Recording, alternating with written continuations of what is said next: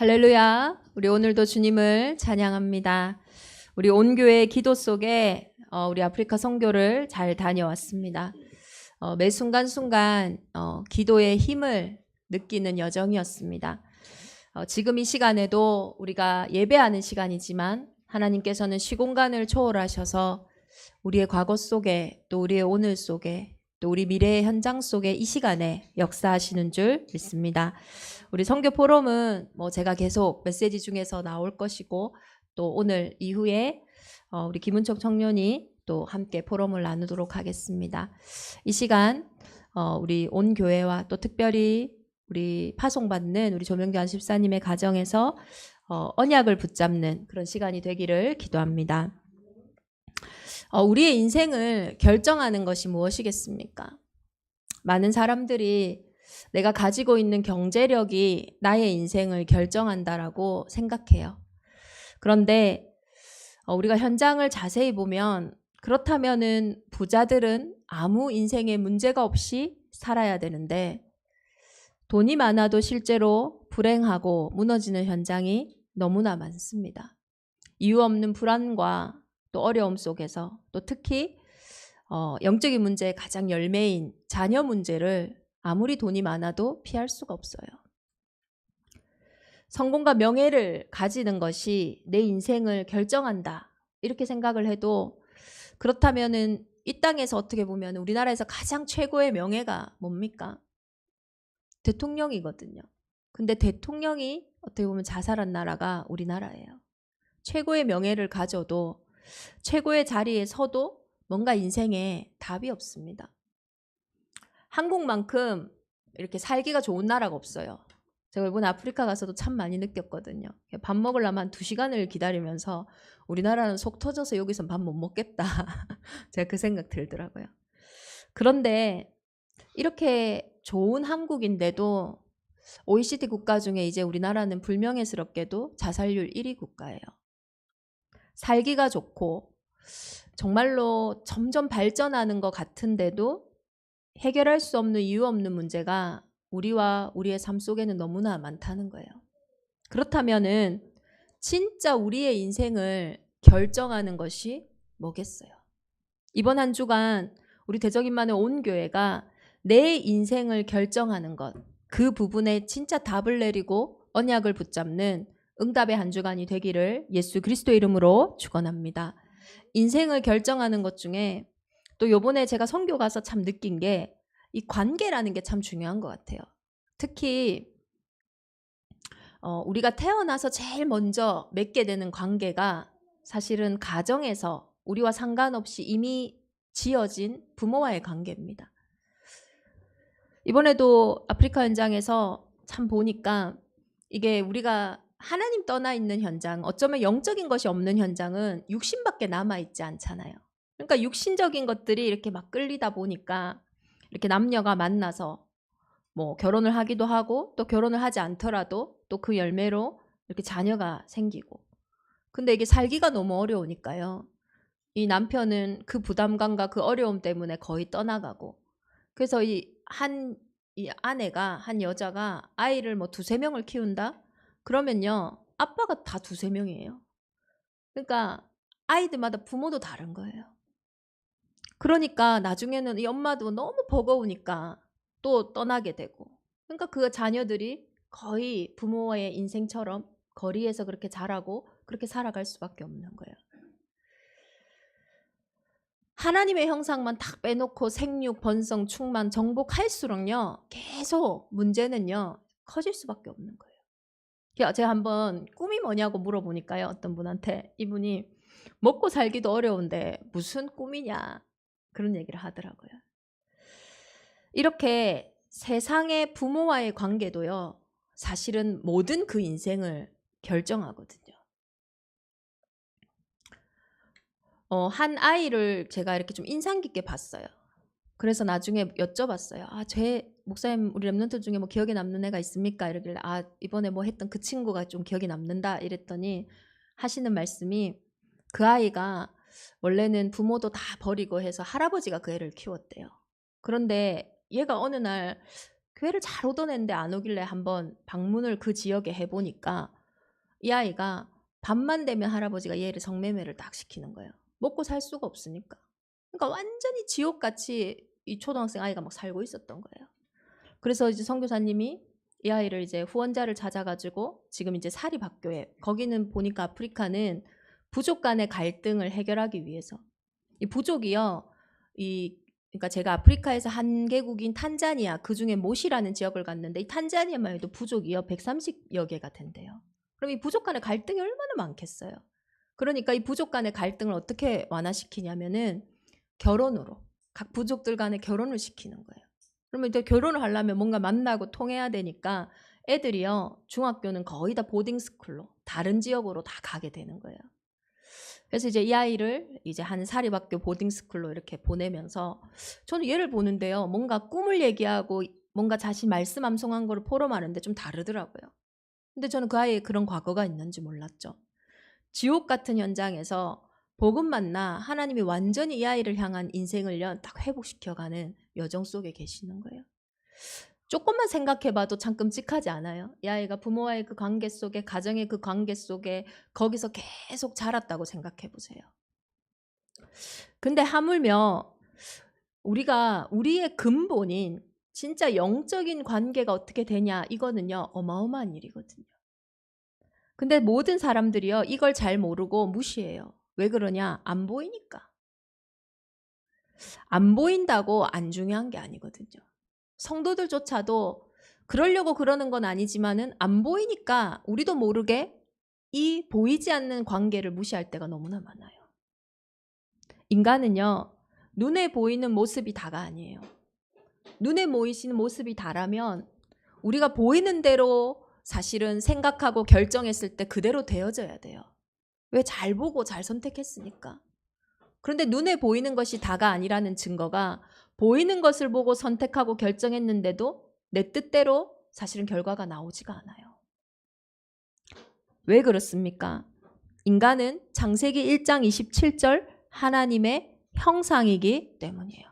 그래서 눈에 보이고 귀에 들리고 우리가 말하는 이게 다가 아니에요. 눈에 보이지 않지만 실제하는 하나님, 그 형상을 닮아 창조된 영적인 존재이기 때문에 진짜 우리의 인생을 결정하는 건 뭐냐? 하나님과의 관계예요. 다시 말해서 하나님은 살아계신데 그 하나님과 내가 관계 있게 되는 것이 언약이에요. 그렇기 때문에 우리의 인생을 진짜 결정하는 건 뭡니까? 지금 내 통장에 찍힌 그 금액, 그게 내 인생 결정 안 해요. 지금 내 귀에 들리는 사람의 말들, 그거 다 지나가는 거예요. 지금 내가 생각하고 있는 내 모습, 내가 보고 있는 현장, 맞는 것 같지만 진짜 내 인생을 결정하는 건 그게 아니라는 거예요. 이번 한 주간 우리 대정인만의 온 교회가 내 인생을 결정짓는 언약을 확인하고 확신하며 그 위에 서는 은혜가 있기를 기도합니다. 오늘 본문이 그거 이야기하고 있는 거예요. 이스라엘이 왜 이렇게 어려움을 당했습니까? 왜 이렇게 문제가 많습니까? 한 나라가 쳐들어와서 한 제자가 일어나서 그 응답을 누리고 정복했는데도 또 문제 계속 반복되는 거예요. 문제가 해결된 것 같으면 또 오고 해결된 것 같으면 또 오고 계속 그 반복 속에 있는 거예요. 그런데 성경은요 말하고 있어요. 당연한 상태다. 이 문제가 올 수밖에 없는, 어려움이 올 수밖에 없는 당연한 상태다. 그리고 그 상태는요 늘 보이는 문제와 그 보이는 상황에만 집중하게 만들어버리는 거예요. 그러니까요 화가 있을 수밖에 없는 상태인 거예요. 이스라엘 민족이 계속 불의한 일을 행하고 불의한 상태 속에 있어요. 화가 임했어요. 그런데 그때에 하나님은 그 문제 진단을 어떻게 하시냐면요. 정치 문제다, 경제 문제다, 사회 문제다 이렇게 이야기하지 않아요. 우리가 얘기하는 것처럼 이 때문에, 이 일 때문에 혹은 그 사건 때문에 이 문제가 왔다라고 말씀하지 않으세요. 성경은 뭐라고 이야기를 하냐. 이때에 너는 누구에게로 도망하며 도움을 구하겠으며 너희의 영화를 어느 곳에 두려 하겠느냐. 하나님은 이렇게 될 수밖에 없는 당연한 상태를 뭐라고 얘기하냐면요. 이때 너는 지금 누구 의지하고 있냐? 너 또 누구한테 의지할 건데? 또 너는 무엇을 진짜 네 영광으로 알고 축복으로 알고 성공으로 알 거냐. 다시 말해서 이럴 수밖에 없는 상태는 내가 의지하고 있는 것이 지금 망할 수밖에 없는 걸 의지하고 있다 이 말이에요. 내가 지금 영화롭게 생각하는 것이 내 인생을 망칠 수밖에 없는 그것을 영화롭게 생각하고 은혜라고 생각하고 성공이라고 생각하고 명예라고 생각하고 있다는 거예요. 우리가 의지하는 것, 우리가 사랑하는 것 때문에 지금 너에게 그 문제가 왔다라는 거예요. 하나님의 형상으로 만드신 이유는 딱 하나예요. 함께 하시려고. 말을 바꿔보면요. 복 주시려고요. 성경에 분명히 기록되어 있어요. 내가 너를 하나님의 형상으로 만들었다. 그리고 복을 주시며. 하나님의 형상으로 만드는 것이 우리의 인생의 최고 복이라고 말하고 있어요. 왜요? 모든 것을 다 가신 하나님과 소통할 수 있고 교제할 수 있는, 그래서 그 힘과 그 능력으로 그 형상으로 온 땅을 다스리고 정복하는 자로 우리의 인생을요 딱 축복하신 거예요. 그래서 하나님의 형상은요 하나님과 함께 할 때는 아무 문제도 없는 상태예요. 영혼이요 가장 평안하고 가장 온전한 거예요. 그러니 내 영혼이 잘된 같이 범사가 잘되고 강건한 거예요. 근데 하나님을 떠나 있는 상태에서는요 눈에 보이지 않지만 그 영혼의 상태가요 완전히 잘못된 상태라는 거예요. 그러니 어떻겠어요? 범사가 잘 돼도요 잘 될수록 그게 더 수고하고 무거운 짐으로 전전긍긍하며 일이 될까 안 될까? 저 사람의 말이 저렇게 나에게 말했는데 어떤 영향을 줄까? 늘 그것에요 전전긍긍하면서 살아갈 수밖에 없는 거예요. 우리의 영혼이 잘 되는 거, 우리가 보이지 않는 곳에서부터 승리하는 거, 사실은 그것이 우리가 가장 먼저 회복해야 할 응답이고 관계라는 거예요. 그런데 첫 번째 인간이었던 사람 아담은요 하나님의 말씀보다 사단의 말을 더 들었어요. 근데 성경은 그걸 보고요 죄라고 얘기해요. 요한복음 16장 9절에 네 인생에 그 문제가 온 이유가 뭐냐? 네가 실수한 그거 죄, 그거 얘기하는 거 아니에요. 사람들이 나에게 뭔가 잘못하게 만들었던 그 문제, 그거 이야기하는 거 아니에요. 근본을 무엇을 얘기하냐? 너희가 나를 믿지 않는 것이다. 그런데 우리가 왜 믿지 않게 됐습니까? 처음부터 믿지 않은 게 아니에요. 누구 말을 듣게 됐어요? 끊임없이 거짓말을 듣다 보니까요. 이 거짓말이 진리처럼 돼버렸어요. 그러니까요. 진리에 서지 못하는 거예요. 이 거짓말이 거짓말인 걸 알고 내가 속은 게 아니에요. 먹음직하고 보암직하고 탐스러워 보였기 때문에 속은 거예요. 그러니까 지금 내가 생각하고 있는 거, 내가 의지하고 있는 거, 내가 영화롭게 생각하는 게 사실은 나한테 좋다고 생각해서 한 거예요. 그런데 실제는 그게 뭡니까? 선악을 알게 하는 나무 열매를 먹는 날에는 반드시 죽으리라. 사실은 독약이거든요. 그러니 독약을 먹었으니까요. 죽은 거잖아요. 당연한 상태죠. 당연히 망할 수밖에 없는 상태의 선택을 한 거예요. 그래서 우리가 무엇을 잘못하고 실수를 하고 연약하고 그 이야기가 아니에요. 원래 인간에게 있었던 원죄, 그것을 말하는 거예요. 그래서 진짜 문제 이전에 사실은 우리의 인생의 방향의 중요한 응답 이전에 제일 먼저 내가 확인해야 될 게 뭐냐? 원죄예요. 목사님, 저는 죄 안 지었습니다. 얼마나 바르게 살았는지 몰라요. 그걸 이야기하는 게 아니에요. 여러분이 죄인이라는 증거가 뭡니까? 죽는다라는 거예요. 죄의 삭은 사망이에요. 여기에 죽지 아니하는 분이 있다면 이 원죄와 아무도 상관없어요. 그런데 죽는다라는 거는 원죄 때문에 온 문제예요. 그럼 이 원죄가 뭡니까? 이 원죄로 인해 모든 사람이 죄를 범하였음에 하나님의 영광에 이르지 못하더니. 물 떠난 물고기가 숨 못 쉬고 힘들어하는 거 당연한 거 아니에요? 물 떠난 물고기가 살고 싶어서 파닥파닥 대는 게 당연한 거 아니냐고요. 내 인생에 와 있는 이 문제가요. 현장에 와 있는 이 문제가요. 당연한 문제라니까요. 올 수밖에 없는 상태예요. 근데 그 문제가 딱 한 가지. 원죄만 모르도록. 왜요? 죄와 허물로 죽었으니까요. 절대로요. 원죄만 깨닫지 못하게 해요. 이것만 깨닫지 못하게 하는 사람이 있거든요. 아니죠. 존재가 있죠. 사단. 뭐만 합니까? 이것만 깨닫지 못하게 해요. 이것만 깨달으면 끝나니까요. 그러니까 맨날 나에게 속고 맨날 사람에게 속고 환경에게만 속는 거예요. 당연한 상태는요, 스스로 알 수도 없고 알 수도 없으니 해결할 수도 없어요. 그래서 그 문제는 계속 오는데 우리는 속수문책일 수밖에 없어요. 한번 생각해 보세요. 지금 내게 와 있는 문제, 1년 전, 2년 전, 3년 전, 4년 전, 사실 내가 평생 고민했던 그 문제예요. 지금 그 사람 때문에 온 상태 아니에요. 내가 과거의 모습은 달랐지만은 계속 내 인생에 반복돼 왔던 내 인생의 감정이고 마음이에요. 왜냐? 근본만 모르게 계속 만드니까요. 그래서 하나님은요, 필연적으로 그리스도를 보내셔야 했어요. 정복하고 다스려야 하는 그 인생이 근본을 놓치니요, 얼마나 억울합니까? 그러니 정복당하고 다스림을 받을 수밖에 없는 거예요. 영적인 문제로 온 개인의 정신, 마음, 가정 문제, 경제 문제, 현장 문제는요, 절대로 사람이 해결할 수 없어요. 그게 영적인 문제예요. 여러분은 그 문제 왜 해결이 안 될까 답답하잖아요. 당연한 거예요. 영적인 문제는요, 사람이 절대 해결 못 해요. 다른 사람이 절대 해결해 줄 수 없어요. 그래서 하나님이 사람의 몸을 입고 이 땅에 온 겁니다. 죽은 영은요, 절대로 스스로 움직일 수가 없어요. 그래서 복음의 시작이 뭡니까? 이 영적인 문제가 우리에게 정말로 이해되어질 때에 왜 하나님이 사람의 몸을 입고 이 땅에 오셔야 되는지, 그러나 모든 사람으로 태어나는 순간 다 죄 가운데 태어나기 때문에 여자의 후손으로 처녀가 잉태하여 아들을 낳으리니, 왜 하나님의 방법으로 오셔야 되는지, 그게요 내게 이해되어지고 내게 믿어진다니까요. 그 수준이 아니에요. 보이는 문제 가운데 이 보이지 않는 영적인 사실이 회복되어지니까요. 그 보이는 문제도 정복될 수밖에 없는 거예요. 그래서 되어지는 겁니다.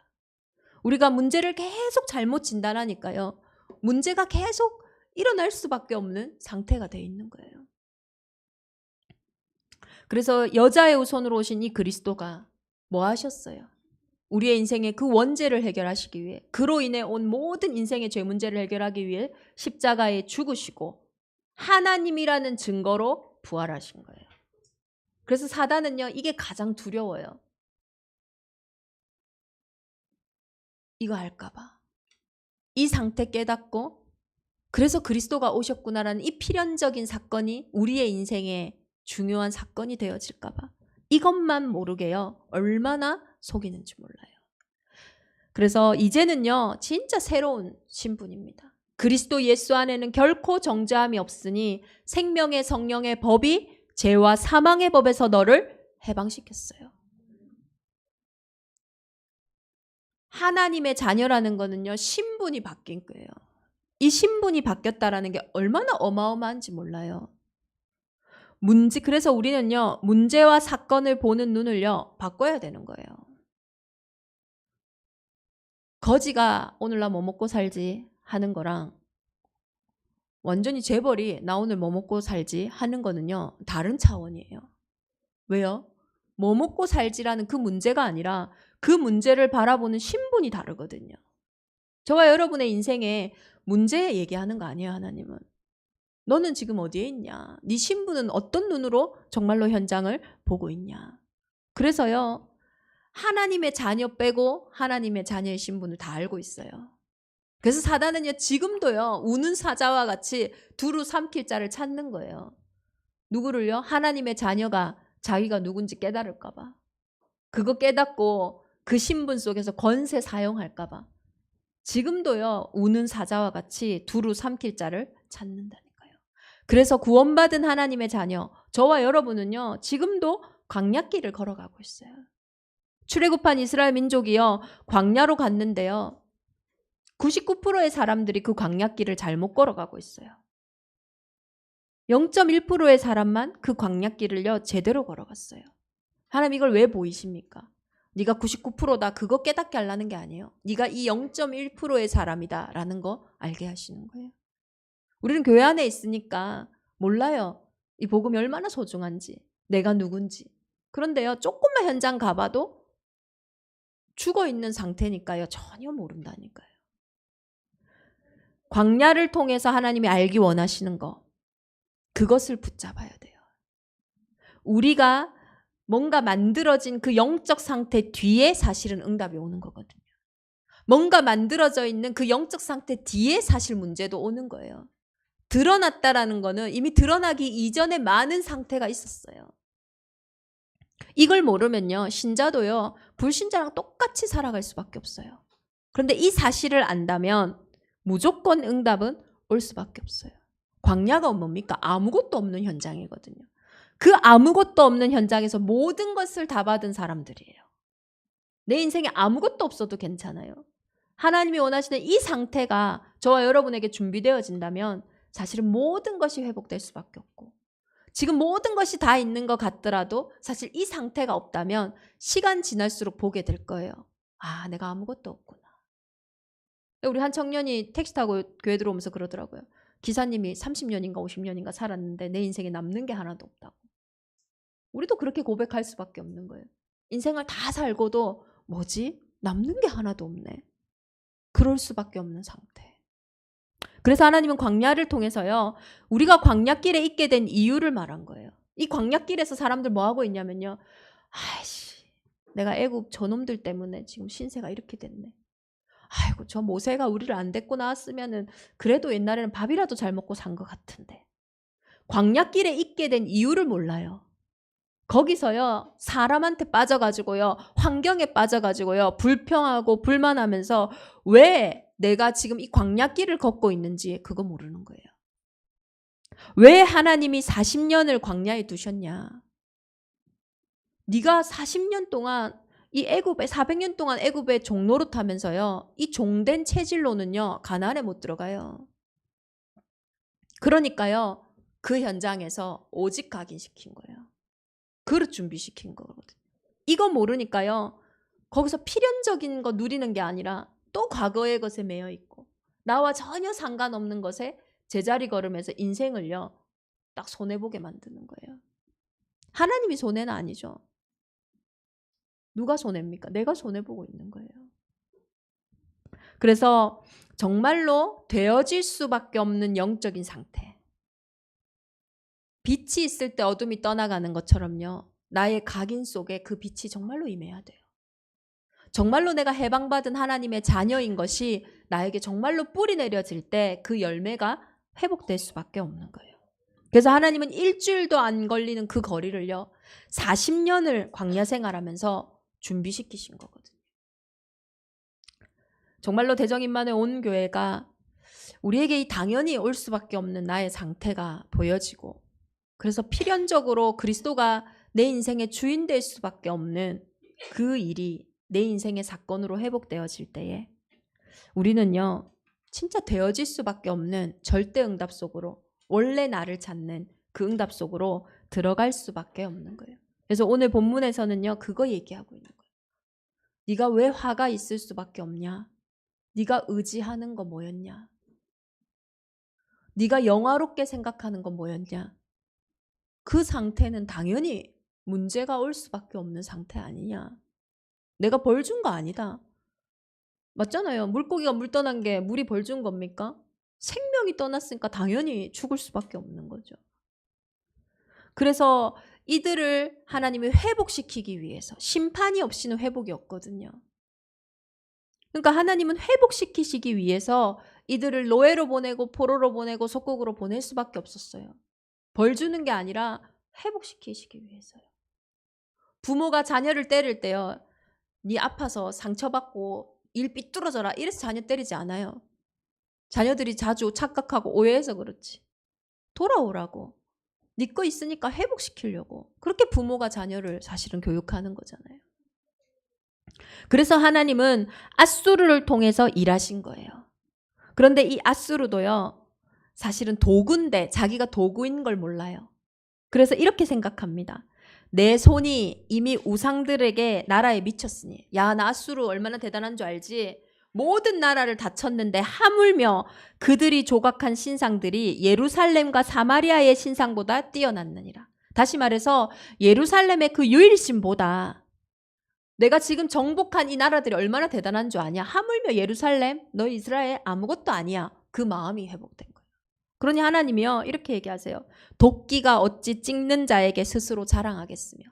야, 너 도끼인데 너를 통해서 내가 지금 심판하고 회복하는 건데 네가 지금 네 스스로 자랑하고 있네? 톱이 어떻게 켜는 자에게 큰 채 하겠느냐? 톱이 지금 켜는 자를 통해서 켜짐을 당하고 있는 건데 자기가 하는 줄 알고 또 착각하는 거예요. 막대기가 자기를 드는 자를 어떻게 움직이려고 하며 몽둥이가 나무 아닌 사람을 어떻게 들려 하냐. 이 네 가지를 통해서 뭘 얘기하냐. 아수르 너희는 도구다. 지금 우리의 인생에 오는 문제와 어떻게 보면 핍박과 어려움과 갈등은요. 사실은 도구예요. 진짜 목적이 있는 도구거든요. 나를 치유하고 나를 회복시키시는 하나님이 도구예요. 그런데 우리는 맨날 그 도구에 불안해하고 두려워하고 염려하는 거예요. 그러니 주 만군의 여호와가 이르시되 시온에 거주하는 내 백성들아 아수르가 애굽이 한 것처럼 막대기로 너를 때리며 몽둥이를 들어 너를 칠지라도 그를 두려워하지 말라. 두려워하지 않을 이유가 있는 거예요. 이걸 통해서 우리가 가야 하는 응답이 뭡니까? 그날에 이스라엘의 남은 자와 야곱 족속의 피난한 자들이 다시는 자기를 친 자를 의지하지 아니하고, 우리가 문제 삼는 것들이 사실은 내가 의지하는 것들이거든요. 근데 그것들이 나를 치는 거예요. 내가 의지한 것이 결국 나를 무너뜨리는 거예요. 우상이니까요. 이스라엘의 거룩하신 이 여호와를 진실하게 의지하리니, 진실하게 이제 그날에는 내가 의지해야 할 대상을 회복하게 되는 거예요. 남은 자 곧 야곱의 남은 자가 능하신 하나님께로 돌아올 것이라. 이번 한 주가 정말로 내가 두려워하고 내가 걱정하고 내가 염려하는 그 모든 것들이 사실은 도구예요. 이걸 통해서 진짜 이유를 회복하면 돼요. 진짜 내가 의지하고 내가 영화롭게 생각할 분을 회복할 때에 그때에 나에게 주신 그 근본의 응답이 그대로 회복되어질 줄 믿습니다. 그래서 하나님이 우리 대정 임마누엘 교회를 선교의 플랫폼으로 세우셨는데 이 선교의 플랫폼으로 어떻게 감당할 수 있겠어요? 내 수준으로 전 세계를 보고만 한다. 제가 가니까요. 막 애들이 얼마나 많은데 그 아이들의 다 상황과 스토리가 있는데 그 아이들 다 도와주려고 해도 감당이 안 되더라고요. 내 힘으로는 못해요. 뭐 확인해야 됩니까? 말씀으로. 그 말씀이 내게 언약으로. 그때에 그것이 우리의 인생을 결정하고 우리 교회를 결정하고 내 삶의 현장을 결정하는 거예요. 그래서 예수님도요. 시험 당하시는데 무엇으로 이기셨냐? 예수님의 인격으로 이긴 게 아니에요. 예수님의 어떤 말빨로 이긴 것도 아니에요. 예수님의 어떤 능력으로 이긴 것도 아니에요. 예수님도 말씀으로 이기셨어요. 의식주 문제가 아닙니다. 먼저 말씀의 의식주를 회복해야 돼요. 사람이 떡으로만 살 것 아니요 하나님의 입으로부터 나오는 모든 말씀으로 살 것이니라 하였느니라. 그래서 237을 향한 세계복음화의 의식주가 있어요. 그거 회복 못하니까요. 그거 회복해야 될 사람들이 다른 의식주를 회복하니 그 의식주가 또 내게 돌이 되어서요. 걸림돌이 되어서 자꾸 나를요. 종노릇하게 만드는 거예요. 예수님이요. 어떻게 또 치유하셨냐?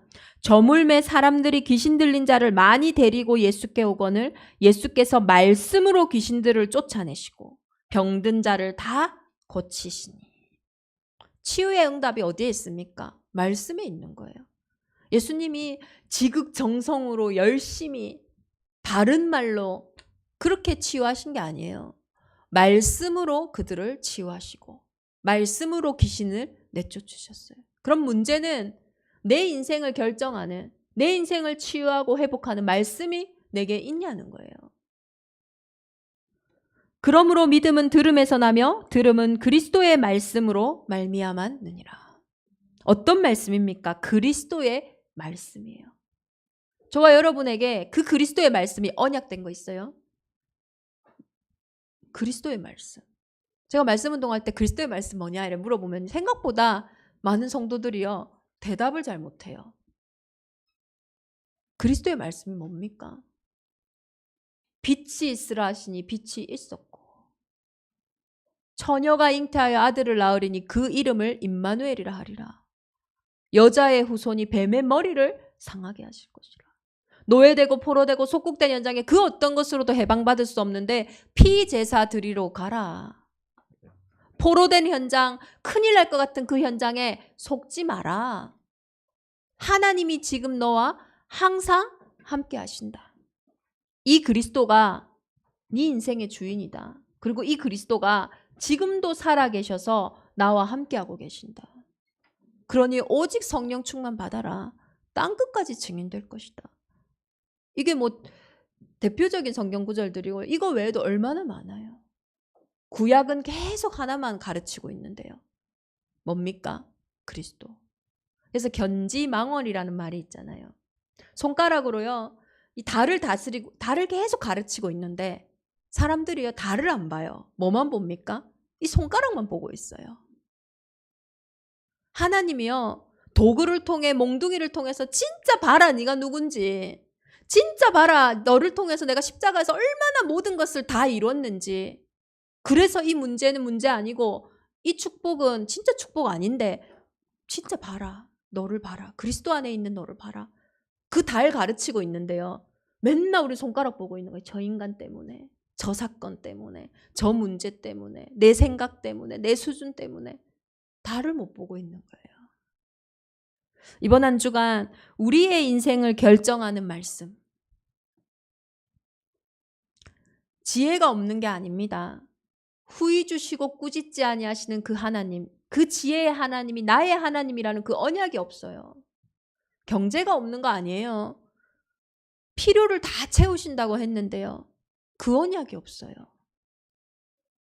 사람이 없는 게 아닙니다. 일어나 빛을 발하라. 열방에서 그 빛을 향해 달려오겠다 했는데 그 언약이 내게 없어요.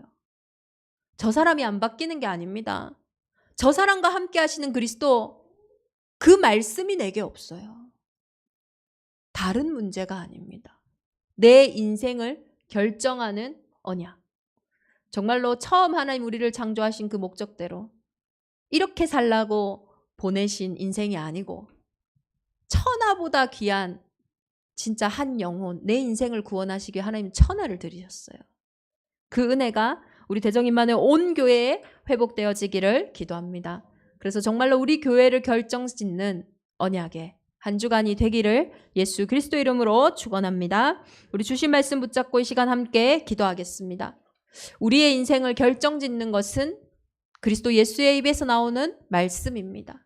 이것만 모르고 다른 것에 두려워하고 종노릇하는 나의 인생, 정말로 그리스도께서 이 시간 치유하여 주시고 용서하여 주시고 약속하신 성령으로 충만케 하사 당연한 상태 속에 필연적인 사건이 절대적인 언약이 회복되어지는 응답의 한 주가 되게 하여 주옵소서. 우리 시간 합심으로 함께 기도하겠습니다.